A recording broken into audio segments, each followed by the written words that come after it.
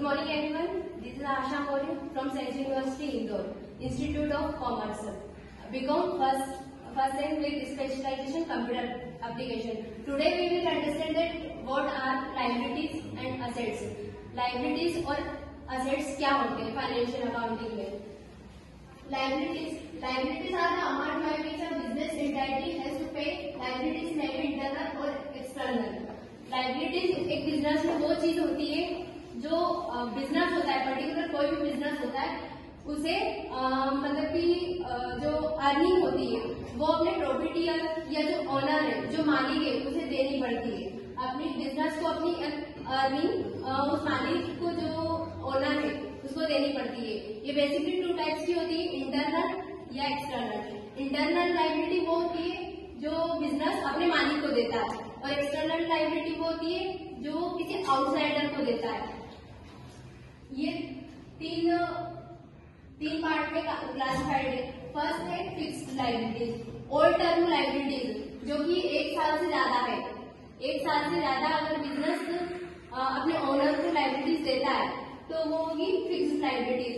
Fixed liabilities वो होती है जो लॉन्ग टर्म की होती है और इसी की बिल्कुल अपोजिट है करंट लायबिलिटीज, जो ऐसी लायबिलिटीज जो विद इन 12 मंथ्स मतलब एक साल के अंदर बिजनेस अपने ओनर को दे देता है.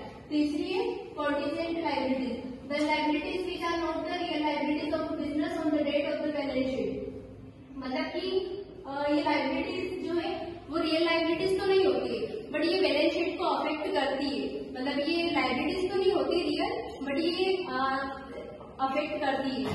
फॉर एग्जाम्पल जैसे किसी प्रोडक्ट की वारंटी हो गई है, आने वाले समय में हमने किसी को कोई प्रोडक्ट बेचा तो उसकी उसका जो खर्चा होगा या उसको चलाने का जो खर्चा होगा वो बिजनेस को अफेक्ट कर सकता है. And the second one is assets. ऐसे प्रोडक्ट या ऐसे शेयर्स जिसको हम खरीदते हैं, ऐसी कोई चीज जिसको हम खरीदते हैं और वो जिसकी कीमत बढ़ती जाती है, यानी जो फ्यूचर में हमें प्रॉफिट्स दे सकते हैं. ये क्लासिफाइड है लगभग 4 पार्ट में. First one is fixed assets. Fixed assets, these are refers to the assets of permanent character. They are required to use that they will be helpful in business life. Fixed asset वो होते हैं जो permanent होते हैं, मतलब जिनकी कीमत fix है कि बढ़ेगी ही बढ़ेगी. फॉर एग्जाम्पल हम ले लेते हैं बिजनेस ले लेते हैं, लैंड ले लेते हैं, फर्नीचर ले लेते हैं. आने वाले समय में जैसे महंगाई बढ़ रही है वैसे ये जो थिंग्स है वो हमें आने वाले समय में प्रॉफिट्स प्रोवाइड करेंगी. सेकेंड है current assets, include cash or such other assets which can be converted into cash of the business. ऐसे ही ये कह सकते हैं शॉर्ट टर्म प्रॉफिट है जो हमें प्रॉफिट तो प्रोवाइड करेंगे पर इतने लंबे समय तक नहीं करेंगे, एक समय के बाद में इनका प्रॉफिट कम हो जाएगा. थर्ड वन है wasting assets. The assets which are exhausted completely by use and can not be replaced in normal way as regarded as wasting assets.